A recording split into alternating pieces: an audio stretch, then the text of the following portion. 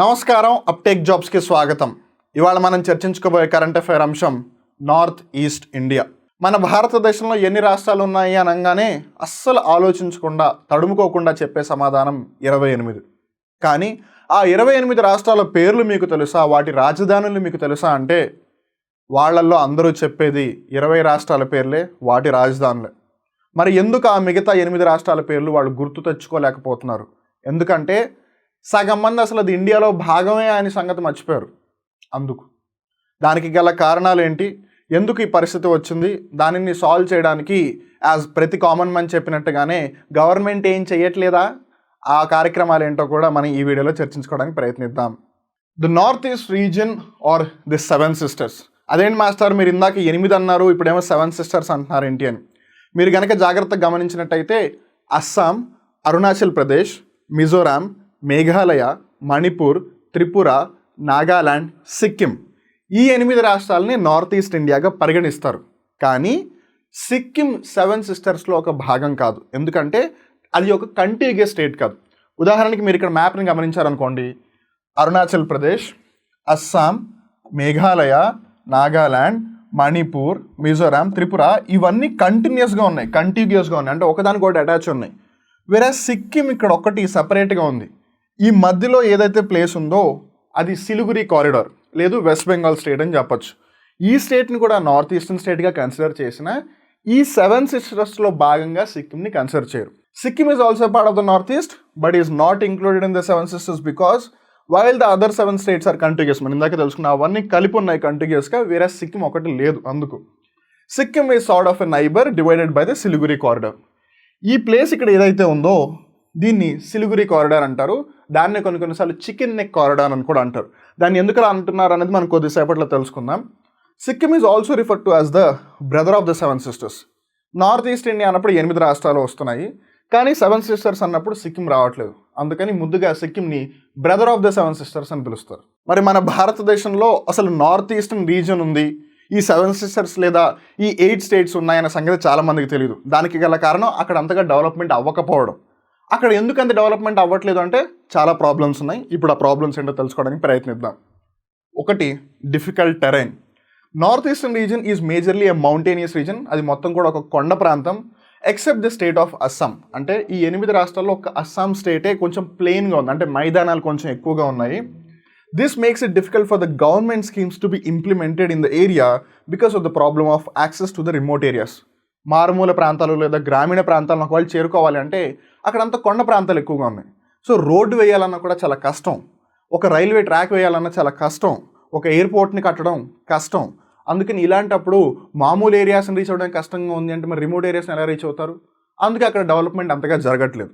Development ఎక్కువగా జరగట్లేదు కాబట్టి జనాలకు అసలు ఈ ప్రాంతాలు ఉన్నాయన్న సంగతి కూడా తెలియట్లేదు. అండ్ ఇంకోటి, these are the backward areas. This region is the backward reason.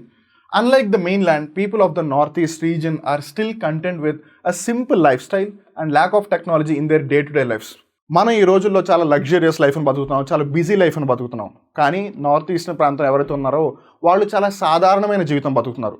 ఆ కొండ ప్రాంతాల్లో వాళ్ళు ప్రకృతికి చాలా దగ్గరగా బతుకుతున్నారు. The standard of living continues to be low due to the absence of high income generation opportunities. అంటే నెలకి ₹1,00,000, నెలకి ₹1,50,000 లేదా నెలకి ఈవెన్ 50,000, 60,000 వచ్చే ఉద్యోగాలు కూడా అక్కడ అంతగా లేవు. సో ఆబ్వియస్లీ ఇన్కమ్ అనేది వాళ్ళకి పెరగట్లేదు కాబట్టి వాళ్ళు కూడా డెవలప్ అవడానికి అంతగా ఆస్కారం లేకపోయింది. ఒకవేళ మనం ఒక ఎగ్జాంపుల్ గమనించినట్టయితే the farmers practice primitive methods of agriculture. అంటే ఒకప్పుడు పాతకాలంలో వ్యవసాయానికి సంబంధించి ఏవైతే టెక్నిక్స్ యూజ్ చేసేవాళ్ళో వాళ్ళు ఇప్పటికీ అవే టెక్నిక్స్ యూజ్ చేస్తున్నారు. And one of the main thing is tribal still practising shifting agriculture in the country. దీన్నే కొన్ని చోట్ల జుమ్ కల్టివేషన్ అంటారు. ఉదాహరణకి ఆంధ్రప్రదేశ్, తెలంగాణ ప్రాంతంలో అయితే పోడు అగ్రికల్చర్ అంటారు. అంటే ఏంటి, వాళ్ళు ఒక చోట వ్యవసాయం చేస్తారు, కొన్ని సంవత్సరాల తర్వాత అక్కడి నుంచి ఇంకో చోటుకి వెళ్ళిపోతారు. అక్కడికి వెళ్ళేటప్పుడు అక్కడున్న చెట్లను నరికేస్తారు, మొత్తం తగలబెట్టేస్తారు. అందుకే దాన్ని స్లాష్ అండ్ బర్న్ అగ్రికల్చర్ అని కూడా అంటారు. దీనికి సంబంధించి మనం ఆల్రెడీ ఒక వీడియో చేసాము, సో చూడండి. సో ఈ విధంగా వాళ్ళు ఇప్పటికీ ఆ పాత పద్ధతులనే ఫాలో అవుతున్నారు. So that clearly indicates how backward they are. And remember, they are still Indians. And the third big issue is connectivity. అంటే వాళ్ళని ఎలా కనెక్ట్ అవ్వాలి, వాళ్ళని ఎలా రీచ్ అవ్వాలి అనేది. As stated above, the north eastern region is a land locked reason.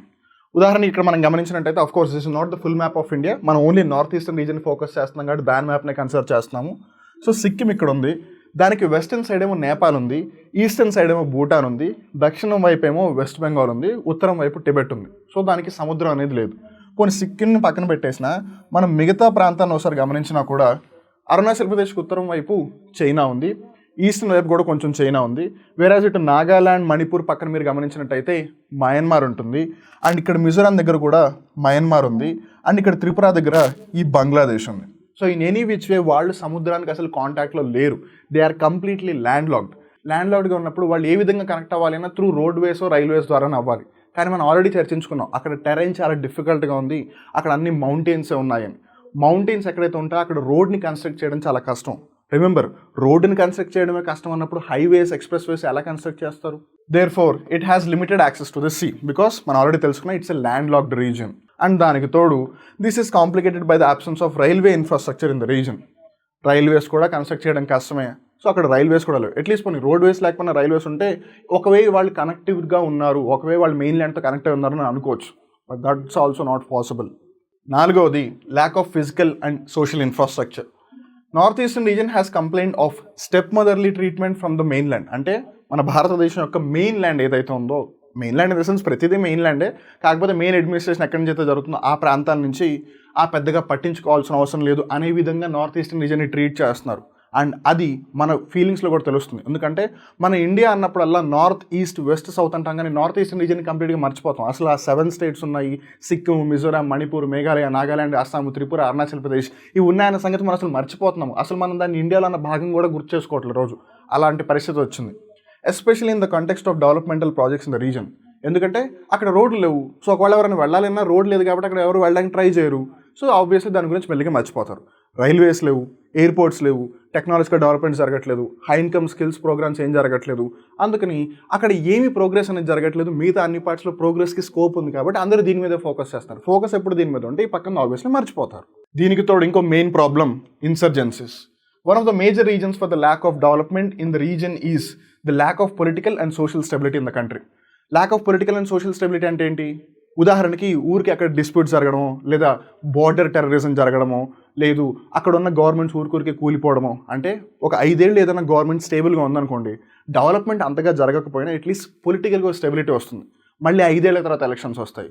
So మెల్లిమెల్లిగా వాళ్ళకు ఒక గ్రిప్ వస్తుంది కాబట్టి వాళ్ళ రీజన్ని స్టేబిలైజ్ చేస్తారు. అలానే రీజన్ మెల్లిగా పొలిటికల్గా స్టేబుల్ అయినప్పుడు సోషల్గా కూడా స్టేబుల్ అయ్యే అవకాశం ఉంటుంది. కానీ ఈ రెండు నార్త్ ఈస్ట్ రీజన్లో అంతగా జరగట్లేదు. వన్, అక్కడ అడవులు ఎక్కువగా ఉన్నాయి, ట్రైబల్స్ ఎక్కువగా ఉన్నారు. అండ్ మోరోవర్ ఎవరైతే ఈ చిన్న చిన్న ప్రాంతాల్లో ఉంటున్నారో వాళ్ళకి మధ్య డిఫరెన్సెస్, అది ఇందాక అనుకున్నట్టుగా బార్డర్ టెర్రరిజం. ఎందుకంటే ఒకవైపు చైనా ఉంది, ఇంకోవైపు మయన్మార్ ఉంది, ఇంకోవైపు బంగ్లాదేశ్ ఉంది. సో ఈ విధంగా టెర్రరిజం కూడా స్ప్రెడ్ అయ్యే అవకాశం ఉంది. The region is still caught in the vicious circle of violence. And the reason is due to political reasons and the diversion of youth towards the insurgent groups. యువకులు మంచి మంచి అవకాశాల కోసం వెతుక్కోవాలి. వాళ్ళకి ఎక్కడ హై స్కిల్స్ నేర్పిస్తున్నారు, ఎక్కడెక్కడ మంచి స్కిల్స్ నేర్పిస్తున్నారు, దాని మీద ఫోకస్ చేయకుండా వాళ్ళు ఖాళీగా ఉండేసరికి వాళ్ళందరినీ కూడా టెర్రరిజం వైపు, నక్సలిజం వైపు అటువైపు డ్రైవ్ చేస్తున్నారు. Which leads to a lack of skill enhancement and consequent lack of opportunity. Now this is a 2-way thing. ఎందుకంటే వాళ్ళకి మంచి ఆపర్చునిటీస్ దొరకట్లేదు కాబట్టి వాళ్ళు ఇన్సర్జెంట్గా ఉంటున్నారు. అండ్ వాళ్ళు ఇన్సర్జెంట్గా ఉంటున్నారు కాబట్టి వాళ్ళకి skills నేర్పించలేకపోతున్నారు.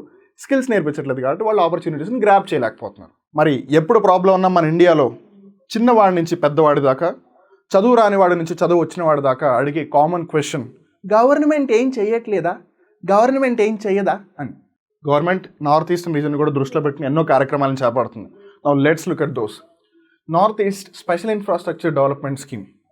The aim of the scheme is to enhance the physical infrastructure related to power, connectivity and water supply and social infrastructure in the form of health infrastructure. అంటే ఆ ప్రాంతంలో రోడ్డు కనెక్టివిటీ కానీ, railway కనెక్టివిటీని కానీ పెంచడం. అలానే electricity. చాలామంది ఆ ఎలక్ట్రిసిటీ వస్తే ఏమవుతుందని అనుకుంటారు. ఎలక్ట్రిసిటీ వస్తే తెలియకుండానే చాలా డెవలప్మెంట్స్ జరుగుతాయి. అలానే హెల్త్, ప్రజల యొక్క ఆరోగ్యం మీద కూడా ఫోకస్ పెట్టాలి. Because health is wealth. ముందు హెల్త్ ఉంటేనే వాళ్ళు ఏదైనా చేయగలరు కాబట్టి. అండ్ రిమెంబర్, ఈ స్కీమ్ ఏదైతే ఉందో it's central sector scheme. Schemes గురించి మనం తెలుసుకునేటప్పుడు schemes are of different categories. ఒకటి సెంట్రల్ సెక్టర్ స్కీమ్, రెండవది సెంట్రల్ స్పాన్సర్డ్ స్కీమ్, మూడవది స్టేట్ స్కీమ్. అంటే ఒకవేళ రాష్ట్ర ప్రభుత్వం లాంచ్ చేసిన స్కీమ్ అయితే ఇది స్టేట్ స్కీమ్. సెంట్రల్ సెక్టర్ అంటే కేంద్ర ప్రభుత్వం లాంచ్ చేసిన స్కీమ్. సెంట్రల్ స్పాన్సర్డ్ అంటే అది స్టేట్ గవర్నమెంట్ రన్ చేస్తుంది, కానీ సెంట్రల్ గవర్నమెంట్ దానికి ఫండ్స్ ఇస్తుంది. అలానే డెవలప్మెంట్కి సంబంధించి నార్త్ ఈస్ట్ డెస్క్ అని కూడా పెట్టారు. Under the Department for Promotion of Industry and Internal Trade, a dedicated Northeast desk has been set up within Invest India, which supports the Northeast states in their outreach activities to the investors as well in facilitating and hand-holding select companies. అంటే invest ఇండియాలో భాగంగా వివిధ దేశాలను కానీ వివిధ private companies కానీ అందరినీ కూడా ఇండియాలో ఇన్వెస్ట్ చేయండి అని రిక్వెస్ట్ చేస్తున్నారు. అందులో భాగంగా ఈ department for promotion of industry and internal trade ఏదైతే ఉందో నార్త్ ఈస్ట్ రీజన్ కోసం స్పెసిఫిక్గా ఒక డెస్క్ని అలాట్ చేస్తుంది. సో దట్ సెపరేట్ డెస్క్ పెట్టినప్పుడు వాళ్ళు క్లియర్గా తెలుస్తారు. సో ఎప్పుడైనా సరే 10 మంది ఒక చోట ఒకళ్ళు పక్కన ఉన్నారనుకోండి, ఈ 10 మందిలో 9 మంది మనం గుర్తుపట్టలేకపోవచ్చు, కానీ ఆ సెపరేట్గా ఉన్న 1 పర్సన్ మనం ఈజీగా గుర్తుపడతాం, ఎందుకంటే 10 మందికి సెపరేట్గా ఉన్నారు కాబట్టి. అలానే వీళ్ళు కూడా ఒక సెపరేట్ డెస్క్ పెట్టారు కాబట్టి ఓకే ఈ రీజన్లో ఇక్కడ ఇంతవరకు డెవలప్మెంట్ జరగలేదు, so why won't be the first ones, మనమే ఎందుకు పైనీర్స్ అవ్వకూడదు, మనమే ఎందుకు డెవలప్మెంట్ స్టార్ట్ చేయకూడదు అని ముందుకు వచ్చే అవకాశం ఉంది కాబట్టి అలా సెపరేట్గా నార్త్ ఈస్ట్ డెస్క్ పెట్టారు. అలానే నీతి ఫోరం ఫర్ నార్త్ ఈస్ట్. నీతి అంటే national institute for transforming India. ఒకప్పుడు మన భారతదేశంలో ప్లానింగ్ కమిషన్ ఉండేది, ప్రణాళికా సంఘం. ప్రతి 5 సంవత్సరాలకు గాను ఒక ప్లాన్ వేసేవాడు. కానీ 2014-15 సంవత్సరం నుంచి నీతి ఆయోగ్ ఆ ప్లానింగ్ కమిషన్ రీప్లేస్ చేసింది. సో అప్పటి నుంచి నీతి ఆయోగ్ అనేది మొత్తం డెవలప్మెంటల్ ప్రాజెక్ట్స్కి కానీ వాటికి సంబంధించి ప్లాన్స్ వేస్తాం. సో దీంట్లో కూడా నార్త్ ఈస్ట్కి సంబంధించి స్పెషల్గా ఒక ఫోరం ఉంది, ఒక గ్రూప్ ఉంది. In collaboration with the NITI Aayog, the NITI forum for north east constituted for accelerated inclusive and sustainable development. అంటే డెవలప్మెంట్ ఫాస్ట్గా జరగాలి, ఇన్క్లూజివ్ అందరినీ కలుపుకుని వెళ్ళేలా ఉండాలి, సస్టైనబుల్ డెవలప్మెంట్ అంటే సుస్థిరంగా ఉండాలి. ఏదో ప్రస్తుతానికి టైం బీయింగ్ కోసం డెవలప్మెంట్ చేసేసాము, దానివల్ల మళ్ళీ భవిష్యత్తులో ఏదైనా ప్రాబ్లం వస్తుంది అలా ఉండకూడదు. ఇప్పుడు జరిగే డెవలప్మెంట్ భవిష్యత్తును కూడా దృష్టిలో పెట్టుకుని జరగాలి. In the north east region has identified 5 focus sectors. So north east రీజన్ని డెవలప్ చేయడానికి వాళ్ళు 5 ముఖ్య రంగాలను ఎన్నుకున్నారు. ఆ 5 సెక్టర్స్ ఏంటి అంటే టీ, చాయ్, టూరిజం, పర్యాటక రంగం, బ్యాంబూ, వెదరు, డైరీ, పాల ఉత్పత్తి రంగం, అలానే పిసికల్చర్. పిసికల్చర్ అంటే చేపల పెంపకం కానీ దానికి సంబంధించిన ఫుడ్ కానీ బేసిక్గా ఆ ఇండస్ట్రీని ప్రమోట్ చేయడం. ఇంకోటి mission organic value chain development. The program has been implemented in the northeastern states since 2017. The aim of the mission is to promote organic farming in the region. And ఇక్కడ మనం జాగ్రత్తగా గమనించాల్సింది ఏంటంటే 7 సిస్టర్స్తో పాటు సిక్కిం కూడా ఉంది కదా, ఈ 8 స్టేట్స్లో ఆర్గానిక్ ఫార్మింగ్ని చాలా ఎక్కువగా ప్రమోట్ చేస్తున్నారు. In fact Sikkim is the first state in India to have 100% organic farming.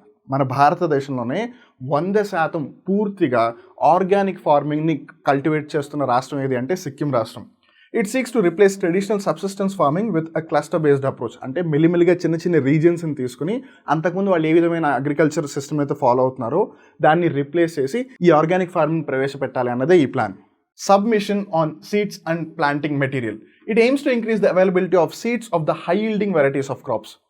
ప్రతి క్రాప్ కూడా ఏదో ఒక పంటనిస్తుంది, కానీ మీరు ఒకవేళ జెనెటికల్లీ మాడిఫై చేస్తానో లేదా పర్యావరణానికి సంబంధించి కొన్ని మార్పులు జరిగితేనో కొన్ని హై ఈల్డింగ్ వెరైటీస్ అవుతాయి. అంటే సింపుల్గా చెప్పాలంటే ఉదాహరణకు ఒక క్లాస్లో 30 మంది ఉన్నారనుకున్నాం, 30 మందికి ఒకటే టీచర్ క్లాస్ చెప్తారు, కానీ ఆ 30 మందిలో కూడా ఒక 2-3 చాలా హైలీ ఇంటెలెక్చువల్గా ఉంటారు. ఆ మిగతా 28-27 మంది కన్నా వీళ్ళు బాగా పర్ఫామ్ చేస్తారు. అంటే వాళ్ళకి టీచర్ స్పెషల్ ట్రీట్మెంట్ ఇచ్చాడా? లేదు, వాళ్ళకి చెప్పిందే మిగతా వాళ్ళకి కూడా చెప్పారు, కానీ they perform well. In the same way ఒకే క్రాప్కి సంబంధించి కూడా డిఫరెంట్ వెరైటీస్ ఉంటాయి. అందులో హై ఈల్డింగ్ వెరైటీస్ ఏవైతే ఉన్నాయో వాటి యొక్క సీడ్స్ని ఎక్కువ మందికి ఇచ్చే విధంగా వాళ్ళు ట్రై చేస్తున్నారు. The overall objective is to double farmers' income by 2022 as envisioned by the government. కేంద్ర ప్రభుత్వం 2022వ సంవత్సరానికి కానీ వాళ్ళ యొక్క ఆదాయాన్ని రెట్టింపు చేయాలి అని. ఎవరి ఆదాయాన్ని రెట్టింపు చేయాలి? ఫార్మర్స్ యొక్క ఆదాయం. కానీ ఇక్కడ ఒక చిన్న క్లాజ్ ఏంటంటే ఉదాహరణకి ఇది 10,000 ఉందనుకుందాం, అంటే ఒక ఫార్మర్ సంవత్సరానికి 10,000 రూపాయలు సంపాదిస్తున్నాడు అని అనుకుందాం. సో 2022వ సంవత్సరానికి వాళ్ళ టార్గెట్ ఏంటి? 20,000. కానీ ఈ 10,000 నుంచి 20,000కి వచ్చే టైంలో ఇన్ఫ్లేషన్ కూడా పెరుగుతుందిగా. సో అప్పుడు 10,000కి వాళ్ళు ఏవైతే రిసోర్సెస్ని అవైల్ చేస్తున్నారో 20,000కి అవే రిసోర్స్ని అవైల్ చేస్తారు. So does that really work? Well, మీకేమన్నా దీనికి సంబంధించి చెప్పాలనుకుంటే కింద కామెంట్స్లో చెప్పండి. The scheme is run alongside other support programs like Krishi Vigyan కేంద్ర, ఇంటిగ్రేటెడ్ ఫార్మింగ్ సిస్టమ్స్. కృషి విజ్ఞాన్ కేంద్ర అంటే పేర్లోనే మనకు తెలుస్తుంది. కృషి ఫార్మర్కి సంబంధించింది, విజ్ఞాన్ నాలెడ్జ్, కేంద్ర ఈజ్ సెంటర్. అంటే ఫార్మర్కి సంబంధించి ఒకవేళ ఏదైనా డౌట్స్ ఉంటే అగ్రికల్చర్కి సంబంధించి కానీ దాని యొక్క లీడ్ సెక్టర్స్ అంటే పౌల్ట్రీ అవ్వచ్చు, డైరీ అవ్వచ్చు, పిసికల్చర్ అవ్వచ్చు, వీటికి సంబంధించి సమాచారాన్ని లేదు వాళ్ళకి నాలెడ్జ్ని ఇచ్చేదే ఈ KVK, Krishi Vigyan Kendra. And the most essential one, connectivity projects to create alternate routes to the region and decrease its dependence on the chicken snake. The Indian government has planned additional routes through Southeast Asia like Kaladan Multimodal Transit Project, Bangladesh, China, India, Myanmar, BCIM corridor etcetera. India's look east connectivity projects connect north east India to east Asia and ASEAN. ఇక్కడ మీరు జాగ్రత్తగా గమనించినైతే ఈ ప్రాంతం ఏదైతే ఉందో దానిని chicken neck corridor అంటారు. మీరు ఒకవేళ కోడి మెడను చూసారనుకోండి, తల బాగానే ఉంటుంది, కింద బాడీ బాగానే ఉంటుంది, కానీ ఆ మెడ చాలా సన్నగా ఉంటుంది.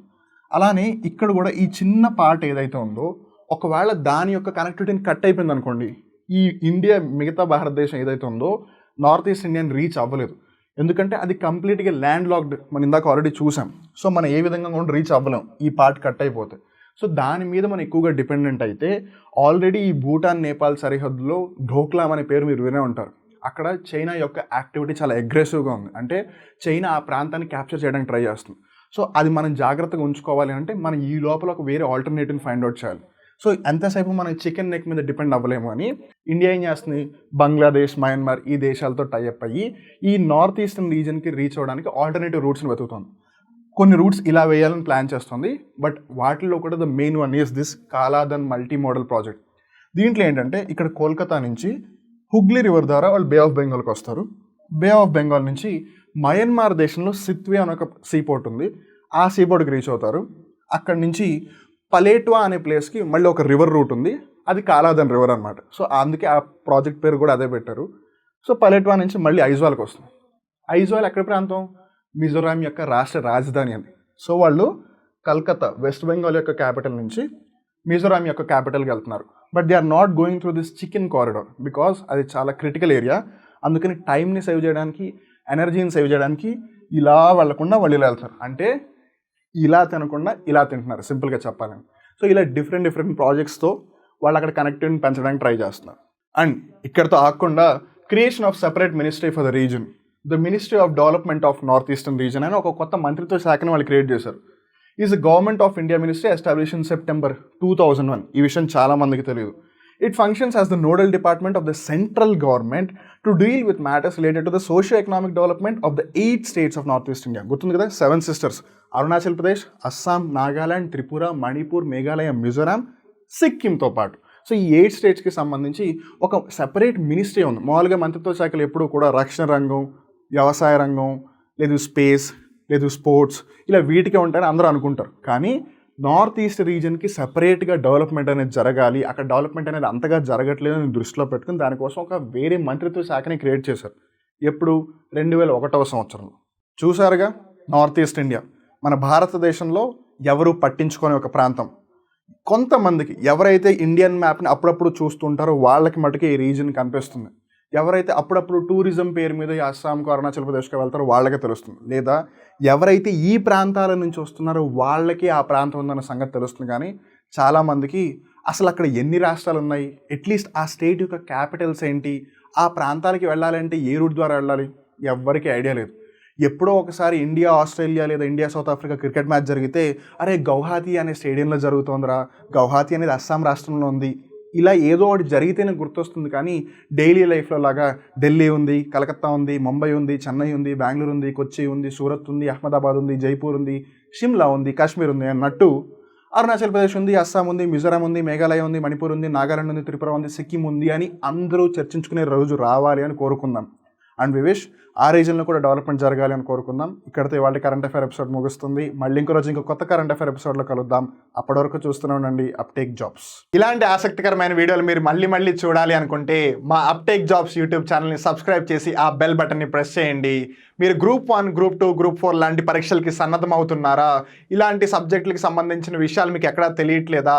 అయితే మీకు 1 స్టాప్ సొల్యూషన్ మా అప్టేక్ జాబ్స్. ప్లేస్టోర్ నుండి యాప్ని డౌన్లోడ్ చేసి మొబైల్ ఫోన్స్లో ఇన్స్టాల్ చేసుకోండి. కొత్త విషయాల్ని డీటెయిల్గా తెలుసుకోండి. నేను మీ సాయి వివేక్, సైనింగ్ ఆఫ్.